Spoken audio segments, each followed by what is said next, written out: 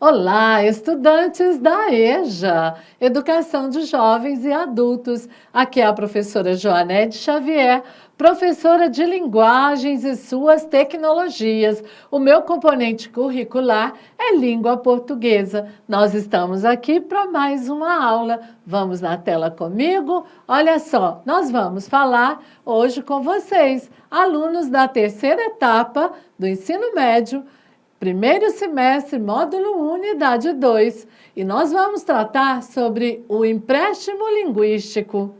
Você pode perceber que a nossa língua, como um instrumento vivo que ela é, e também um instrumento evolutivo, ela recebe alterações constantes. Por isso, as variações não devem ser vistas como prejuízo à língua, e nem os empréstimos linguísticos ou estrangeirismo. E, afinal de contas, há diferença entre empréstimos linguísticos e estrangeirismo? Será?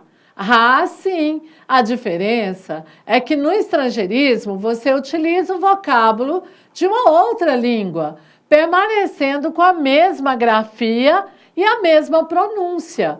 E no empréstimo, a grafia muda conforme é o caso da palavra, por exemplo, bife, originária no termo inglês beef, ou do futebol, que virou futebol. Então, olha só, vamos observar.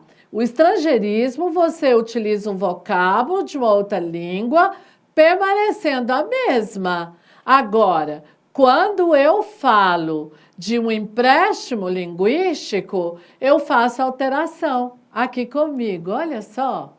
Vamos lá? Aqui comigo. Mostre-me, por favor, câmera. Aí, então, eu digo para vocês o seguinte, que quando nós falamos, quando nós tratamos, então, de um estrangeirismo, eu estou falando de um estrangeirismo ou empréstimo linguístico e fiz a pergunta, será que é a mesma coisa? Não é, porque o estrangeirismo eu vou fazer a alteração, ou melhor, alterações, como você viu, o caso do futebol, o caso do bife. Não é verdade? Agora, quando eu faço um empréstimo linguístico, eu uso tal qual ele veio da outra língua, certo? Agora comigo na tela. Então, vamos lá. Olha só essa imagem. A verdade é que os empréstimos linguísticos nem sempre são vistos com bons olhos. Muitos estudiosos acreditam que eles podem ameaçar a soberania da língua portuguesa, bem como empobrecer e dificultar a comunicação, função primordial da linguagem. Alguns os consideram neologismo e, portanto, fora dos padrões da norma culta.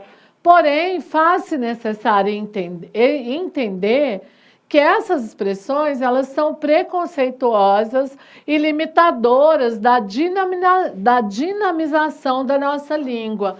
E como é importante aqui fazer uma observação para vocês. Eu quero dizer para vocês que o radicalismo, você ficar dizendo que o estrangeirismo vai fazer com que percamos a nossa identidade, a identidade que a língua é a identidade de um povo. Não, são variações pertinentes. Por exemplo, vamos citar o exemplo das tecnologias. Toda tecnologia, ela vem acompanhada de expressões próprias das tecnologias, como, por exemplo, site, não é? Vamos pensar, Wi-Fi. Elas são expressões que nós chamamos de empréstimos linguísticos, porque nós vamos pegar palavras originais do outro idioma, de onde essas tecnologias foram criadas, e vamos trazer para a nossa língua. Agora, se eu ficasse aqui preocupado em traduzir site para a minha língua, Wi-Fi para a minha língua, isso demoraria muito mais. Então, Nós não podemos ter esse preconceito linguístico. A língua, ela precisa mesmo de variar, porque a língua é dinâmica. Ela está em constante mudança. Vamos na tela? Ver mais coisas. Bom, então, como eu falei ali no finalzinho, sobre a questão do neologismo, porque muitas vezes o estrangeirismo ele se torna um neologismo. Se ele é neologismo, ele não está incorporado naquilo que nós chamamos de língua padrão. O que então é um neologismo? É a formação de novos termos ou expressões de uma língua que surgem, na maioria das vezes, para suprir necessidades ou lacunas temporárias ou permanentes com relação a um novo conceito. Resumidamente, neologismo consiste na criação de novas palavras pelos falantes da língua. Para entender o que é neologismo e como essas palavras são formadas, é importante ter em mente que esse processo ocorre mediante aglutinação, justaposição, sufixação, prefixação, entre outros processos. Com relação ao período em que o neologismo se torna usual, ele pode ser classificado como momentâneo, transitório ou permanente, de acordo com as análises realizadas pela semântica da língua portuguesa. Então, muitas vezes, os neologismos eles são criados exatamente por uma necessidade do momento. Mas aquele neologismo, ele caiu tão bem para aquele momento que ele acaba se perpetuando. Inclusive, nós temos experiências, relatos de que muitos neologismos, eles se tornaram parte da língua padrão. Com o passar do uso, né, constante, ele acabou sendo incorporado ao dicionário e deixou de ser neologismo para se tornar uma palavra da nossa língua, certo? Então, neologismo é quando eu, por exemplo, crio uma palavra. Eu vou criar uma palavra agora para dizer o que você está fazendo nesse momento. Você está joanediando. Eu peguei o meu nome e coloquei um sufixo ando para criar uma ação para sugerir o que você está fazendo agora. Você está joanediando. Isso é um neologismo. É um neologismo momentâneo que eu acabei de criar para ilustrar para vocês essa aula nossa, certo? Na tela, vamos lá. Olha só, assim, embora nem sempre seja visto de forma positiva, o empréstimo e o estrangeirismo são fenômenos linguísticos que podem auxiliar nossas atividades discursivas.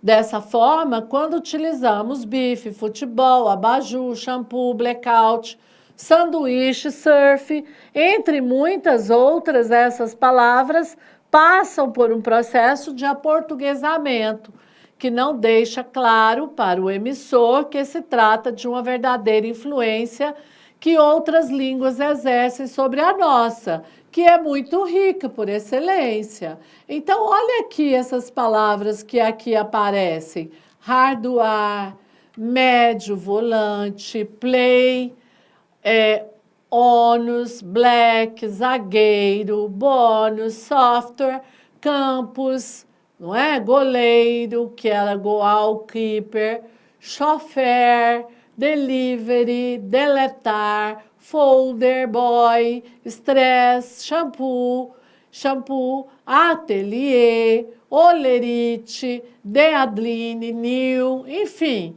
são muitas palavras, né, que vão, então, ganhando um aportuguesamento. As utilizamos num discurso diário e muitas vezes sem perceber sua origem estrangeira. Elas enriquecem nosso vocabulário e não anulam nosso idioma, visto que vivemos em um mundo globalizado e as barreiras linguísticas não devem ser postas para dificultar ou interromper nossa comunicação. os vocábulos oriundos de outras línguas são incorporados por meio de um processo natural de assimilação de cultura ou ainda por conta da proximidade geográfica com regiões cujos idiomas oficiais sejam outros. Sendo assim, podemos dizer que o estrangeirismo é um fenômeno linguístico orgânico, isto é, ele acontece de maneira espontânea. E quando menos percebemos, estamos utilizando empréstimos linguísticos para nos referir a objetos e ideias, certo? Aqui, olha, nós podemos então observar que muitas vezes nós usamos alguns empréstimos linguísticos sem nem ter noção qual é a origem, qual é a língua, de qual língua nós herdamos aquela expressão, não é? Aqui nós temos uma tirinha, né, com a sequência de quadrinhos, e a gente vai observar, ó, Chico Bacen, Pizzaolo. Por favor, faz entrega? Não, só delivery. Olha só, que diferença é essa, né? Faz entrega? Delivery é o mesmo que entrega. Esse é o humor da tira, né? Olha só, é importante reforçar que estrangeirismo é um fenômeno social. E para que você entenda melhor o que isso significa, podemos comparar a língua, por exemplo, a vestimenta. Eu vou comparar a nossa língua, a língua que usamos, a vestimenta que usamos. Assim como as roupas, os comportamentos linguísticos da sociedade seguem a moda da época. Então, olha só, se até algum tempo atrás era comum dizer que uma garota era um broto, por exemplo, né? E que um garoto era um pão, hoje não mais, porque broto e pão tornaram-se expressões antiquadas, como é ultrapassada a expressão calça boca de sino. Ninguém mais usa essa expressão. Hoje fala calça flare.